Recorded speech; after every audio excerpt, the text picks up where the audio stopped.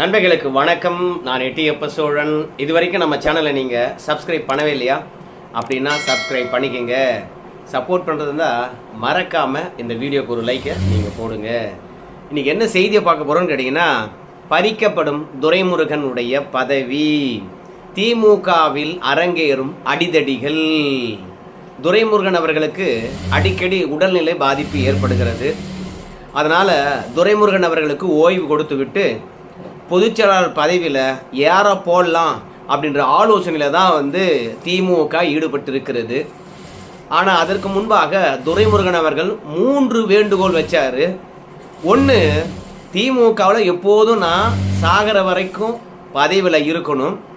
ரெண்டாவது, எனக்கு பொதுச்செயலாளர் பதவியிலிருந்து நீக்கினா கூட பரவாயில்ல, எனக்கு சட்டமன்ற உறுப்பினர் ஆவதுக்கான வாய்ப்பு தரணும். மூன்றாவதாக, என் மகனுக்கு மாவட்ட செயலாளர் பதவி கொடுக்கணும். ரெண்டாவது, நான் பார்த்தீங்கன்னா அண்ணா காலத்து அரசியல் தலைவர். ஸோ என் பையன் பார்த்தீங்கன்னா சின்ன சின்ன தவறுகள் நடக்கலாம், ஆனால் அவனை நீங்கள் அட்ஜஸ்ட் பண்ணி வளர்த்து கொண்டு போக வேண்டும். அவசரப்பட்டு அவனை எப்போதும் நீக்கக்கூடாது. இந்த மாதிரியான 3 உறுதிமொழிகளை நம்முடைய துரைமுருகன் அவர்கள் திமுக இடத்துல கேட்டு பெற்றாருங்க. பிறகு திமுக யோசித்தது, சரி கதிரானந்த் அவர்களை பொறுத்த வரைக்கும் போண்டாமணியும் அவரையும் ஒப்பிட்டு பார்த்தோம்னு வச்சுங்களேன், சுத்தமாக வித்தியாசமே இருக்காதுங்க. பெண்கள் தான் நெத்தி சுட்டியில் பார்த்தீங்கன்னா பொட்டு வைப்பாங்க, நீங்கள் பார்த்துருக்கலாம். கணவன்மார்களுடைய ஆயுசுக்காக கல்யாணம் ஆயிட்டாங்க என்று காட்டுவதற்காக அந்த அளவுக்கு இந்து மதத்தின் மீது பட்டு கொன்றவராக இருக்கின்றார் கதிரானந்த். அவர் நெத்தி சுட்டியில் கூட பொட்டி வைப்பார், ரொம்ப ஆச்சாரமானவர். ஆனால் அவர் திமுகவால் எப்படி வளர முடியும் அப்படின்றதான் எல்லாருடைய கேள்வி. அது மட்டும் இல்லை, துரைமுருகன் இருக்கிற வரைக்கும் வேலூர் மாவட்டமானது ஒருங்கிணைந்த மாவட்டமாக இருந்தது. ஆனால் இப்போது கதிரானந்த் அவருக்கு ஒருங்கிணைந்த மாவட்டத்தை மாவட்ட செயலாளர் ஆக்குவதா அப்படின்னு திமுக நினச்சது. மாவட்ட செயலாளர் ஆகணும், அவ்வளோதானே உன் புள்ள அப்படின்னு சொல்லிட்ட பிறகு கதிரானந்த் அவர்களுக்கு வேலூர் ஒருங்கிணைந்த மாவட்டத்தை 2ஆக பிரிச்சுட்டு, ஒரு பக்கம் தெற்கு பகுதியை பார்த்தீங்கன்னா நந்தகுமார் என்கின்ற கட்சியினுடைய உடன்பிறப்புக்கு பதவியின் மாவட்ட செயலாளராக கொடுத்துட்டு, வடக்கு பகுதியை பார்த்தீங்கன்னா கதிரானந்தருக்கு கொடுத்துருக்குறாங்க. ஆனால் துரைமுருகனை பொறுத்த வரைக்கும் கொடுத்த வாக்குறுதியை நிறைவேற்றவே இல்லையே. அப்படியே பிரிச்சிட்டிங்களே, நான் கட்சியில் பொதுச்செயலாளர் இருக்கின்ற பொழுது இப்போது நிர்வாக வசதிக்காக பிரிச்சிங்களா, என் பையன் நிர்வாகம் பண்ண மாட்டான்னு பிரிச்சிங்களா அப்படின்னு துரைமுருகனை பொறுத்த வரைக்கும் குடும்பி பிடி சண்டையாக போட்டுக்கிட்டு இருக்கிறாரு. அதோட துரைமுருகனுடைய எண்ணமெல்லாம் என்னன்னு கேட்டிங்கன்னா, நம்ம அன்புமணி ராமதாஸ் அவர்கள் திமுகவுக்கு எதிராக கச்சை கட்டிக்கிட்டு இருக்கிறாரு. வன்னியருடைய வாக்கு திமுக விழவே கூடாது என்று சபதம் ஏற்றுக்கொண்டிருக்கின்றாரு. இந்த தருணத்தில் என்ன தூக்கிட்டினா அந்த இடத்துல உனக்கு ஓட்டே வராதரா சாமி அப்படின்னு திமுக கிட்ட துரைமுருகன் சொல்லியிருக்கிறாரு. தேர்தல் வரைக்கும் சும்மா இருங்க அப்படின்னு சொல்லியிருக்கிறாரு. ஆனால் திமுக பொறுத்த வரைக்கும் ஒரு வாரத்துக்குள்ளாக துரைமுருகனுடைய பதவியை பறிச்சுட்டு அந்த பதவியில் யாரை போடலாம் அப்படின்னு யோசிக்கிறாங்க. சீனியர்களை பொறுத்த வரைக்கும் என்ன சொல்லியிருக்காங்கன்னு கேட்டிங்கன்னா, ஐயா துரைமுருகன் மீது கை வைக்கிறீங்கன்னா அதே சமூகத்தை சார்ந்த நம்முடைய ஜெகத் ரட்சகன் அவர்களை போட்டீங்கன்னு வச்சிங்களேன், சரியானதாக இருக்கும், பிரச்சனை எதுவும் எழாது அப்படின்னு சொல்லியிருக்கிறாங்க. ஆனால் தினமலர் போன்ற பத்திரிகைகளை பொறுத்த வரைக்கும் கொங்கு வெள்ளாளர் சமூகத்துக்கும் வன்னியர்களுக்கும் எதிராகவே இருக்கக்கூடியவங்க அந்த பத்திரிகைக்காரங்க. அதனால் நயவஞ்சகத்துடன் பார்த்தீங்கன்னா 3ஆவதாக ஒரு ஆளை உள்ள திணிக்கிறாங்க. ஆனால் திமுக 2 பேரை தான் பரிசீலித்தது. ஒன்று யாருன்னு கேட்டிங்கன்னா ஆர் ராசா, இன்னொன்று ஜெகத் ரட்சகன். இந்த 2 பேரில் யாருன்னா ஒருத்தர் போடலாம் அப்படின்னு நினச்சாங்க.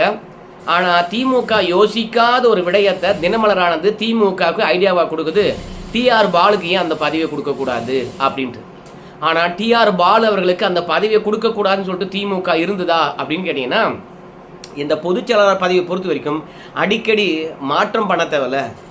ஏன்னா திமுகவில் அதிகாரமிக்க பதவிகள் என்று சொல்லப்படுவது, ஒன்று தலைவர் பதவி, ரெண்டாவது பெயரளவுக்கு பார்த்தீங்கன்னா கட்சியில் இருக்கக்கூடிய அறிவிப்புகள் மற்ற எல்லா விஷயங்களும் வெளிவர்றது பொதுச்செயலாளர் பதவி தான். அதனுடைய பெயரில் தான் அறிவிப்புகள் வெளிவரும். அதனால் 2மே அதிகாரமிக்க பதவிகள் என்று சொல்லுவாங்க. இப்படி அதிகாரமிக்க பதவியில் இருக்கிறவங்களை அடிக்கடி மாற்றக்கூடாது. ஏன்னா இப்போ டிஆர் பாலு அவர்கள் ரொம்ப ஆக்டிவாக இருக்கார், இல்லைன்னு சொல்லலை. அவருக்கு வயது 85 ஆகுது. ஸோ துரைமுருகனுக்கும் பார்த்தீங்கன்னா 87 ஆகுறது. ஸோ மீண்டும் நம்ம டிஆர் பாலு அவர்கள் 2 வருஷம் ஆக்டிவாக இருந்துட்டு நம்ம துரைமுருகன் மாதிரி மீண்டும் உடல்நல கோளாறு ஏற்பட்டால் மீண்டும் ஒருத்தர் வந்து தேர்ந்தெடுக்கணும். அப்பவும் வந்து பார்த்தீங்கன்னா கட்சிக்குள்ள பிரச்சனை ஏற்படும், மீண்டும் விவாதம் ஏற்படும், நானா நீயா போட்டி வரும், எந்த சமூகத்தை சார்ந்தவங்களை போகிறது என்று குழப்பம் வரும். அதனால ஒரு 10 வருஷத்துக்கு பொதுச்செயலாளர் பதவி யாரும் கை வைக்காத அளவுக்கு ஒருத்தர் போடணும் அப்படின்னு திமுக பொறுத்த வரைக்கும் ஜெகத் ரட்சகன் இல்லைன்னா ராசாவை போட்டுவிட்டோம்னு வச்சுங்களேன், வன்னியர் வாக்கை பெற முடியாது, ஆனால் பட்டியலினத்தவருடைய வாக்கை நாம் பெற்று விடலாம் அப்படின்னு வந்து திமுக நினைக்கிறதுங்க. ஆனால் நம்ம திருமாவளவன் அவர்கள் திமுக கூட்டணியில் இருக்கிற வரைக்கும் ராசா அவர்கள் பொதுச்செயலாளர் பதவிக்கு அவசியமில்லாதவராக அறியப்படுகின்றார். அவர் துணை பொதுச்செயலாளராக இருக்கிறாரு, எந்தவித பிரச்சனையும் இல்லாமல் எந்தவித எதிர்பார்ப்பும் இல்லாமல் திமுகவில் வேலை பார்க்குறாரு.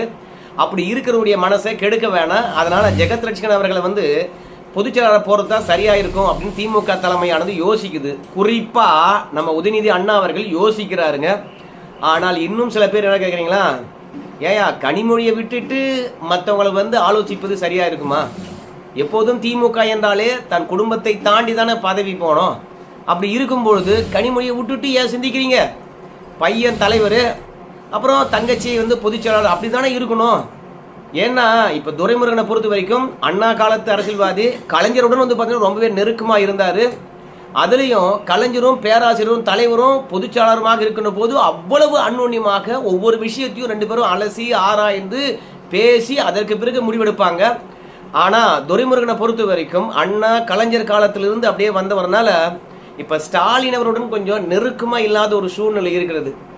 அதனால் துரைமுருகன் வந்து இப்போது பதவியை தூக்கணும் என்ற முடிவுக்கு இதுவும் ஒரு காரணமாக இருக்குது.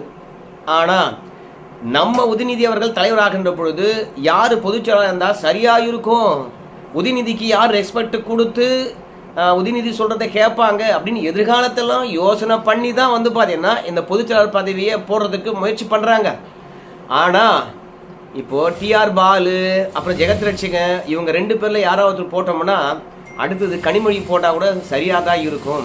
ஏன்னா உதயநிதி அவர்கள் தலைவர் பதவி வருகின்ற போது கனிமொழி அவர்களும் நல்லா மெச்சூரிட்டியாக இருப்பாங்க, அவங்களுக்கும் வயது 60 கடந்துட்டு இருக்கும். ஸோ 2 பேரும் வந்து பார்த்தீங்கன்னா கட்சி வழிநடத்தி போகிறதுக்கு சரியாக இருக்கும். ஆனால் இப்போது வேண்டான்னு கூட யோசிச்சுருக்காங்களாம்.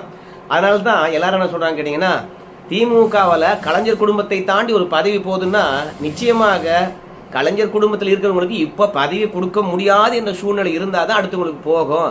அப்படி தான் இப்போ வந்து பார்த்தீங்கன்னா ஜெகத் ரட்சகனா, அப்புறம் ராஜாவா, அப்படி இல்லைன்னா வந்து டிஆர் பாலா அப்படின்னு அலசி ஆராய்ந்து கொண்டு இருக்கின்றார்கள். ஸோ வன்னியர் சமூக மக்களுடைய வாக்கு நிரந்தரமாக திமுக வேண்டும்னா ஜெகத் ரட்சகன் தான் சரியான சாய்ஸாக இருக்கும் அப்படின்னு சொல்கிறாங்க. அதுலேயும் பொதுச்செயலாளராக நம்ம துரைமுருகன் அவர்கள் பதவியேற்றதிலிருந்து நம்ம ஸ்டாலின் ஐயாவுக்கும் துரைமுருகனுக்கும் ஏகப்பட்ட முரண்பாடா. அதுலேயும் ஸ்டாலின் அவர்கள் வந்து பேட்டி அளிக்கின்ற போதும் சரி, 2வது கட்சிக்காரங்கிட்ட அவர் காட்டுகின்ற நெருக்கமாக இருந்தாலும் சரி துரைமுருகனுக்கு பிடிக்கவே இல்லையா, அவர் எதிர்பார்த்ததும் கிடைக்கவே இல்லையா. துணை முதலமைச்சர் பதவியோடு இந்த அரசியலை விட்டே ஒதுங்கலான்னு நினச்சாங்களாம், ஆனால் அந்த பதவி கிடைக்கவே இல்லையா. 2வது ஸ்டாலின் அவர்களுக்கு கூட வந்து பார்த்தீங்கன்னா துரைமுருகன் மீது அதிருப்தியா. துரைமுருகன் ஆக்டிவாக இருக்கின்ற தருணத்தில் கிண்டலும் கேலியுமாக பேசுவார், பல சிக்கலான பிரச்சனையை கூட வந்து பார்த்தீங்கன்னா காமெடியாக சொல்லி அதை ஒன்றுமில்லாத ஆக்கிடுவார். நல்ல சமயோஜிதமாக சிந்திக்கக்கூடியவராக துரைமுருகன் இருந்தாராம். ஆனால் இந்த 1.5 ஆண்டு காலமாக நம்ம துரைமுருகன் அவர்கள் பேசுகின்ற விஷயமே வந்து பல சர்ச்சைகளை கிளப்புதான். அதுக்கு வயது முதிர்ச்சி தான் காரணம் அப்படின்னு வர சொல்கிறாங்க. திமுகவில் ஒரு முடிவெடுக்கப்பட்டிருக்கிறது தான். என்ன முடிவுன்னு பார்க்கும்போது விஜய் அவர்கள் தொடர்பான கேள்விக்கு யாரும் பதிலளிக்கக்கூடாது. விஜய் ஒரு பெரிய ஆளும் கிடையாது, அதனால் விஜய் அவர்களை நாமளே வளர்த்து விடக்கூடாது, அமைதியாக இருங்க. கரூர் சம்பவத்துக்கு பிறகு விஜய் அவர்கள் நம்மளை தான் கை காட்டுறாரு. 2வது கரூர் சம்பவத்துக்கு பிறகு விஜய் அவர்கள் எழுந்து வரணும்னா திமுக மீது அதிக எதிர்ப்பை காட்டணும். ஸோ இப்படி திமுக மீது எதிர்ப்பை காட்ட வேண்டும் என்றால் நம்ம எதிர்வினை ஆற்றவில்லை என்றால் விஜய்க்கான வாய்ப்பே ரொம்ப குறைவு, அதனால் அமைதியாக இருங்கப்பா அப்படின்னு சொல்கிறாங்களாம். ஆனால் துரைமுருகனை மட்டும் கண்ட்ரோல் பண்ணவே முடியலையாமே. ஏன்னா விஜய்க்கு மனசாட்சி இருக்கிறதா? அப்படி மனசாட்சி இருந்தால் 40 பேர் உயிர் இருக்கின்ற தருணத்தில் விட்டுட்டு வீட்டுக்கு ஓடுவாரா? அவர்லாம் ஆளுங்க இறந்துட்டு பிறகு வெளியே வரல, அவருக்கெல்லாம் என்ன அரசியல் தெரியும்? அது மட்டும் கிடையாது, அதிமுகவுடன் போய் அவர் இணைஞ்சார்னு வச்சுங்களேன், விஜய் அவருடைய அரசியல் அடித்தளமே அழிஞ்சு போயிடும் அப்படின்லாம் சொல்கிறாங்க. ஆனால் விஜய்க்கு என்னடா அரசியல் அடித்தளம் இருக்குது? சினிமாவில் ஒரு அடித்தளம் இருக்கிறது, ஆனால் அரசியலில் விஜய்க்கு அப்படி என்னடா அடித்தளம் இருக்கிறது? என்னவோ அதிமுக கிட்ட போனால் விஜயனுடைய அரசியல் அடித்தளம் போயிடும், அவ்வளவுதான் சொல்றாங்களே, என்னடா இதுல லாஜிக் இருக்குது அப்படின்னு விஜய் பற்றி அதிகமா பேசுறாராம். பத்திரிகையாளர்கள் கேள்வி கேட்கிற போது கடந்து போக மாட்டாராம். என்னுடைய வயசு என்ன, என்னுடைய அனுபவம் என்ன, நான் ஏன் விஜய்க்கு பதில் சொல்லணும், போங்கப்பா அப்படின்னு கடந்து போகணும். ஆனால் கடந்த காலங்கள் அதான் செஞ்சாரு. ஆனால் இப்போது விஜய்க்கு முக்கியத்துவம் கொடுக்குறாரு. ஸோ துரைமுருகன் ஏதாவது பேசிட்டாருன்னா அதை வச்சு விஜய் அவர்கள் கல்லா கட்டுவார், அரசியலில் பார்த்தீங்கன்னா கால் ஊண்டி விடுவார். ஸோ கொஞ்சம் அடக்கி வாசிங்க அப்படின்னு சொல்கிறாங்களாம். ஆனால் துரைமுருகன் அடங்கவே இல்லையா. அதுக்கு காரணம் துரைமுருகன் கேட்ட விஷயங்கள் ஒன்று தான் நிறைவேறி இருக்குதான், சிலது நிறைவேறவே இல்லையா. ஒன்று, அவர் சட்டமன்ற உறுப்பினராக மீண்டும் ஆகணும், எனக்கு அமைச்சர் பதவி வேணும் அப்படின்னு சொல்கிறாராம். ரெண்டாவது, கட்சியில் பொதுச்செயலாளர் இல்லையா, அதை விட வேற ஏதாவது ஒரு பதவி கொடுத்தே ஆகணும், கட்சியில் பதவியில் இருக்கணும் அப்படிங்கிறாராம்.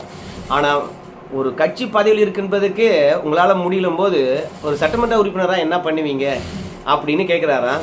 ஏன்பா உங்கள் மாமங்காரன் எந்தா இருப்பா, யார், தயாநிதி மாறனுடைய அப்பா. அந்த தயாநிதி மாறனுடைய அப்பா பார்த்தீங்கன்னா சாவர வரைக்கும் மத்திய அமைச்சராகவே இருந்தார். அவருக்கெல்லாம் எப்படி பதவி கொடுத்து வச்சுருந்தீங்க, உங்கள் குடும்பத்தில் இருந்தால் மட்டும் எல்லாருக்கும் எல்லா பதவியுமா அப்படின்னு சொல்லிட்டு நம்ம துரைமுருகன் அவர்கள் திமுக இடத்துல நேரடியாக கேள்வி கேட்குறாரா.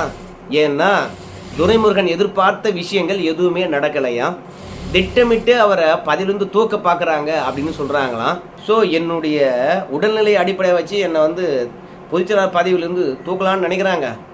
நான் ஹாஸ்பிட்டலுக்கும் வீட்டுக்கும் நடந்திருந்தா கூட எத்தனை முறை என்னுடைய பணியானது முடங்கி போய் இருந்திருக்குது சொல்லுங்கள். என் பணி யார் செஞ்சுருக்கிறாங்க, எந்த விழாவில் நான் கலந்துக்கல. வயது மூப்பு காரணமாக கலைஞர் எப்படி இருந்தாரோ அப்படி தான் நானும் இருக்கிறேன். கலைஞருக்கு ஒரு விதி, எனக்கு ஒரு விதியா அப்படின்னு துரைமுருகன் அவர்கள் கேட்குறாராம். ஆனால் திமுக பொறுத்த வரைக்கும் நம்ம துரைமுருகனுடைய பதவியை நாம் பறித்து தான் இருக்கக்கூடாது, அவராகவே ராஜினாமா பண்ணால் சரியாக இருக்கும் அப்படின்னு சொல்கிறாங்களாம். ஒரு வாரத்துக்குள்ளே ராஜினாமா பண்ணிடுங்க அப்படிங்கிறாங்களாம். அதனால் ஆர் ராசாவா இல்லை டிஆர் பாலுவா ஜெகத் ரட்சகனா அப்படின்னு சொல்கிறாங்க. ஆனால் ஒன்று மட்டும் நிச்சயம், திமுகவில் யாருக்கு பதவி கிடைக்கும் அப்படின்னு பார்க்கும்பொழுது சேகர் பாபு, ரெண்டாவது ஏவா வேலு, இந்த 2 பேருக்கும் உரிய பதவிகள் சீக்கிரம் வந்து சேரப்போகுது. ஆனால் டிஆர் பாலு அவர்கள் பொதுச் செயலாளராக பதவியேற்றார்னா நம்முடைய ஏவா வேலு அவர்களுக்கு பொருளாளர் பதவி கொடுக்கலாம், அவர் தான் இப்போதைக்கு சீனியர் கட்சியில் அப்படின்னு பேசப்பட்டிருக்கிறதா. திமுக அமைச்சரவையில் முக்கிய துறைகளை நீங்கள் மூர்ந்து பார்த்தாலும் அலசி ஆராய்ந்து பார்த்தாலும் 2 பேருக்கு முக்கியத்துவம் கொடுத்துருப்பாங்க. ஒன்று தெலுங்குக்காரங்களா இருக்காங்களான்னு பார்ப்பாங்க, அவங்களுக்கு பார்த்தீங்கன்னா வாய்ப்புகள் இருக்கும். ரெண்டாவது அதிமுகலேருந்து வந்திருக்காங்களா பாருங்க, அவங்களுக்கு ஒரு வாய்ப்பு இருக்கும். அதனால் திமுக என்றாலே யாருக்கான கட்சி என்பது எல்லாருக்கும் தெரியும். அதனால் துரைமுருகனை பொறுத்த வரைக்கும் ஆசைப்பட்டாலும் பொதுச் செயலாளராக இருக்க முடியாது. பையனுக்கு பார்த்தீங்கன்னா மாவட்ட செயலாளர் பதவி கொடுத்தாச்சு. ஆனால் துரைமுருகனை பொறுத்த வரைக்கும் நான் ஸ்டேட் பாலிடிக்ஸில் இல்லைன்னா என் பையன் ஸ்டேட் பாலிடிக்ஸில் இருக்கணும் அப்படின்னு சொல்லிட்டு அவர் நினைக்கிறாராம். மொத்தத்தில் நான் எப்படி ஸ்டாலினுக்கும், நான் எப்படி கலைஞருக்கும், நான் எப்படி அண்ணா கூட இருந்தனோ அதே மாதிரி என் பையன் நிச்சயமாக உதயநிதிக்கு உறுதுணையாக இருப்பான். ஆனால் அவனை மேலே கொண்டு வர்றது உங்கள் பொறுப்பு. நான் சுயமாக முடிவெடுத்தாலும் என் பையன் தலைமை சொல்கிறத கேட்டு அதை செய்வான், அவனை மாதிரி எனக்கு விசுவாசம் யாருமே கிடையாது அப்படின்னு அவர் என்னென்னவோ ஓதலாராம். மாவட்ட செயலாளர் பதவி கேட்டால் கொடுத்தாச்சு, அப்படியே போ அப்படின்னு துரைமுருகனை சொல்கிறாங்களாம். துரைமுருகனை பொறுத்த வரைக்கும் முடியாது அப்படிங்கிறாரு. ஸோ மொத்தத்தில் இந்த பொதுச்செயலாளர் பதவிக்கு நான் நீ என்று அடிதடி. ஆனால் வன்னியர்களை பொறுத்த வரைக்கும் துரைமுருகனுக்கு பொதுச்செயலாளர் பதவியிலிருந்து தூக்கிட்டு வேறு சமூகத்துக்கு அந்த பதவியை கொடுத்தாங்கன்னா ஒரு பையன் ஓட்டு போட மாட்டான். அன்புமணி ராமதாஸ் ஏற்கனவே சொல்லிட்டாரு, திமுகவுக்கு ஓட்டு போட்டால் உங்களுடைய வம்சமே உங்களை மன்னிக்காது, வரலாறு கூட மன்னிக்காது, வரலாறு துரோகி என்று தான் உங்களை அழைக்கும் அப்படின்னு சொல்லிட்டு இருக்காரு. அவ்வளவு நம்பிக்கை துரோகம் செய்திருக்கு திமுக. திமுகவில் இருக்கக்கூடிய வன்னியர்களுக்கு தான் சூடு சோர்ணை இல்லை என்றாலும் கூட நாம் நம்ம சமுதாயத்தை காப்பாற்ற வேண்டிய கடமை இருக்குது. திமுக கிட்ட நம்மளை அடகு வச்ச அவங்க எப்படின்னா போகிறாங்க, நாம் நமக்கான ஆட்சியை, நம்ம மக்களுக்கான வாழ்வாதாரத்தை, நம்ம மக்களுக்கான வேலை வாய்ப்பை உறுதி செய்யக்கூடிய ஆட்சி எதுவாக இருக்குதோ, யார் உறுதி செய்வாங்களோ அவங்களுக்கு வாக்களிக்கணும் என்பதுதான் பிரச்சாரமாக இருக்குது. ஆனால் என்ன பண்ணுறது, அன்புமணி ராமதாஸுக்கு எதிராகவே அப்பனே களத்தில் நிற்பதனால அன்புமணி ராமதாஸுடைய பேச்சு எடுபடுமா என்பது தெரியலை. மொத்தத்தில் பாமகவில் குழப்பம் இருக்கின்ற பொழுதே திமுகவில் பொதுச்செயலாளர் பதவியில் பெரிய மாற்றத்தை கொண்டு வரணும்னு நினைக்கிறாங்க. ஆனால் இங்கே ஒரு விஷயத்த சொல்லி நான் முடிக்கிறேங்க. நம்முடைய மு.க. ஸ்டாலின் ஐயா அவர்களுக்கு வன்னியர்களுக்கு உயர்வான பதவி கொடுக்கணும் என்ற எண்ணம் துளியும் கிடையாது. அவங்கள திமுகவிலிருந்து ஆதிக்கமற்றவர்களாக மாற்றணும் என்ற எண்ணம் முழுமையாக இருக்கிறது. ஸோ அந்த சமுதாயம் பெரிய சமுதாயம் அரசியல் அங்கீகாரமும் அதிகாரம் பெறக்கூடாது என்பதில் அவர் உறுதியாக இருக்கிறாரு. ஸோ அதனால் இந்த பொதுச்செயலாளர் பதவியிலிருந்து துரைமுருகன் நீக்கிட்டா கூட வன்னிய சமுதாயத்துக்கு அந்த பதவி கிடைக்காது என்பதில் மாற்று கருத்தே கிடையாது. ஸோ வட தமிழகம் தான் திமுகவுடைய கோட்டையாக இருந்தது. ஆனால் தொடர்ந்து வன்னியர்களை புறக்கணிக்கின்ற காரணத்தினால இன்னைக்கு திமுக வட மண்டலங்களை இழந்துட்டு இன்னைக்கு தென் மண்டலங்களை நோக்கி போகிறது. வன்னியர்கள் விழித்து கொண்டார்கள் தான் நினைக்கிறேன். துரைமுருகனுக்கு துரோகம் இழைக்கப்பட்டால் வன்னியர்கள் வேட்டு வைப்பார்கள் என்பதில் மாற்று கருத்து கிடையாது. என்ன நடக்க போகுதுன்னு பொறுத்து வந்து பார்க்கலாம். நன்றி நண்பர்களே.